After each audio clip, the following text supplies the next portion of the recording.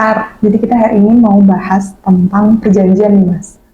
Nah, kalau perjanjian kan itu relevan ya, dalam segala lini masyarakat manapun itu mereka akan melaksanakan perjanjian atau membuat perjanjian.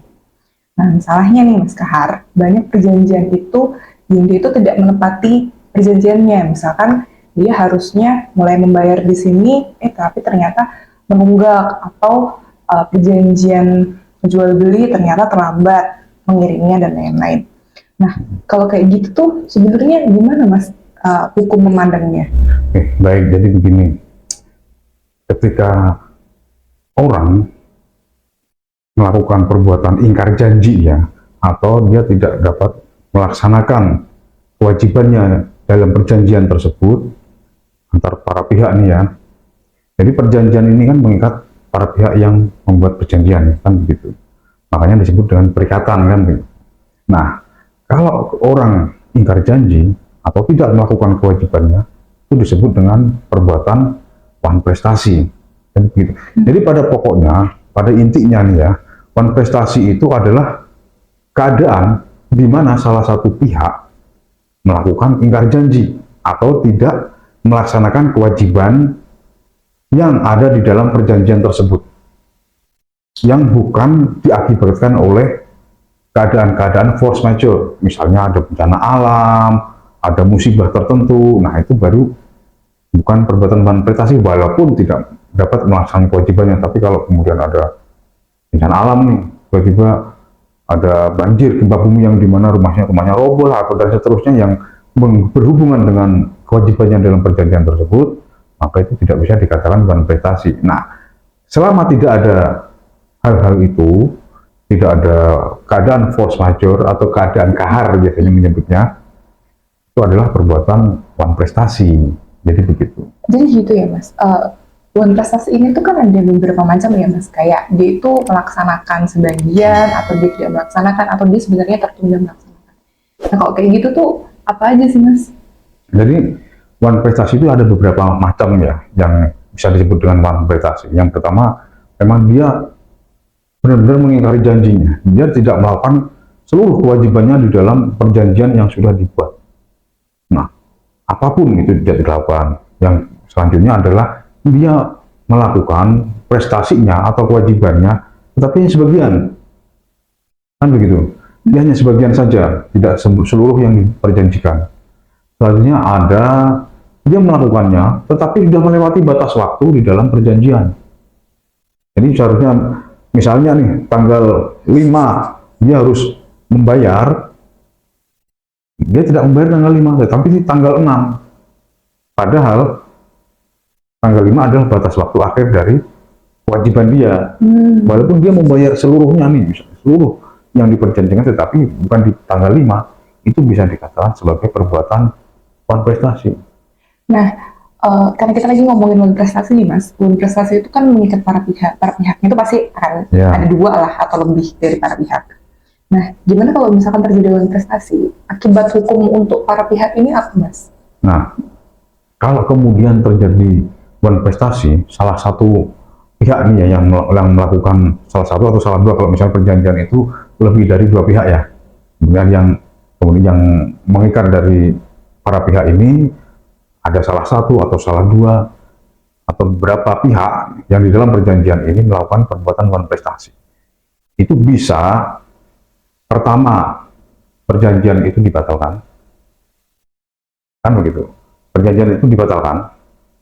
Yang kedua, bisa perjanjian itu harus diteruskan, baik dengan syarat maupun dengan tanpa syarat, kan begitu.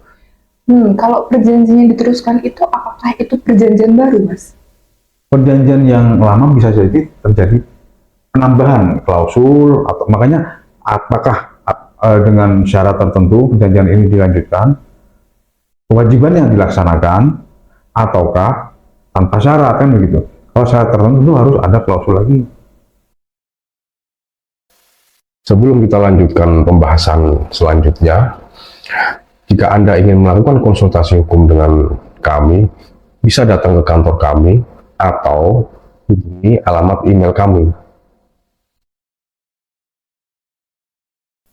Bisa melakukan addendum, kan begitu. Penambahan di dalam perjanjian, tetapi bukan perjanjian baru. Tetap melaksanakan perjanjian Ya, aslinya ya. atau berdasarkan putusan pengadilan, kan begitu. Nah, misalnya nih Mas, di banyak hal perjanjian ini itu selalu dikatakan dengan penipuan. Misalkan begini Mas, jual beli rumah misalkan.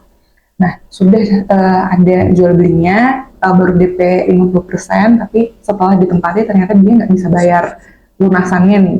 Nah, seringkali kan orang itu akan mengatakan, wah penipuan nih, saya ditipu, saya nggak dilunasin ininya. Nah, itu gimana Mas orang lihatnya? Pertama yang harus kita pahami adalah perjanjiannya itu. Perjanjian itu kan ada dua macam nih. Perjanjian otentik, ya kan? Iya. Dan perjanjian bawah tangan. Jadi perjanjian otentik ini adalah perjanjian yang dibuat oleh dan di depan notaris atau pejabat negara, kan begitu, yang berwenang untuk itu. Itu adalah otentik. Dan itu nilai pembuktiannya absolut, kan begitu. Yang selanjutnya adalah perjanjian bawah tangan.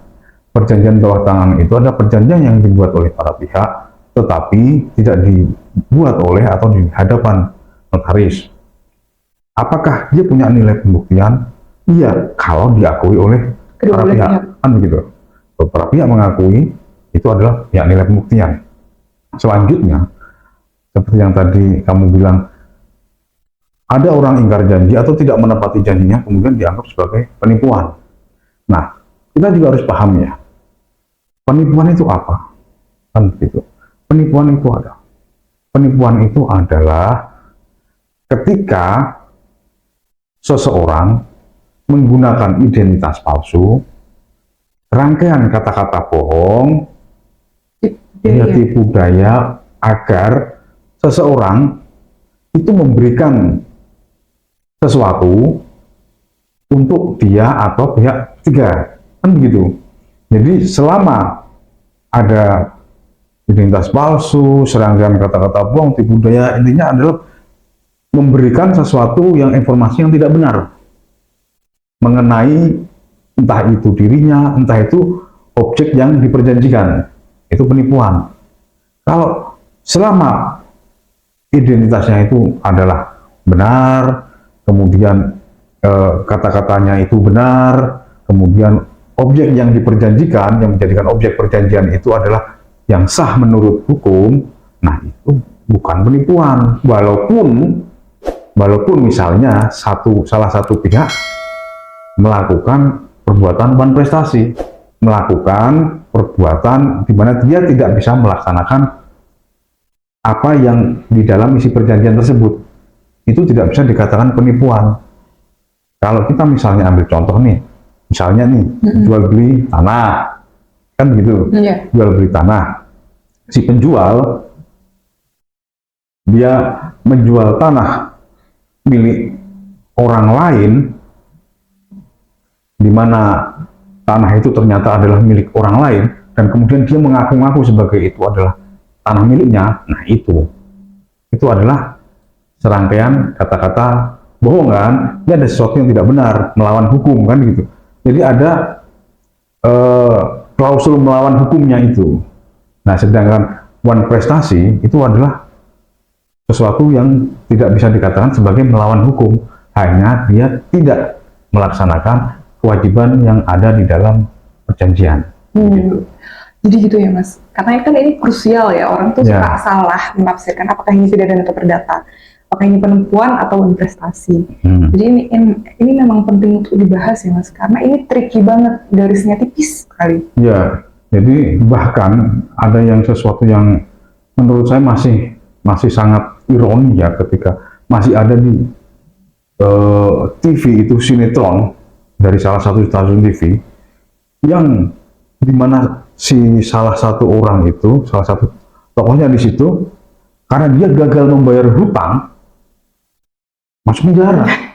Betul. Nah ini bagaimana? Jadi, kita harus memahami bahwa one prestasi itu tidak bisa dipenjara, bahwa seseorang tidak bisa dipidana karena gagal memenuhi kontrak atau perjanjian.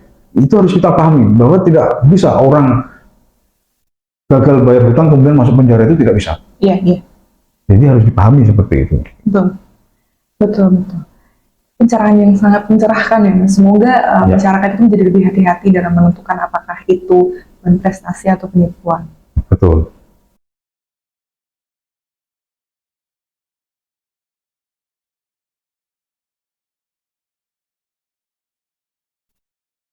Luar biasa. Nggak jadi lampu merah ya? Nah, jadi ngesettingnya di Iya, sini, iya, kabelnya kurang ya. enggak, kabelnya pas, cuman settingnya Oh, kelihatan kabelnya putih itu ya. Mm-mm. Mana belum lah itu berarti. Ini biar gimana?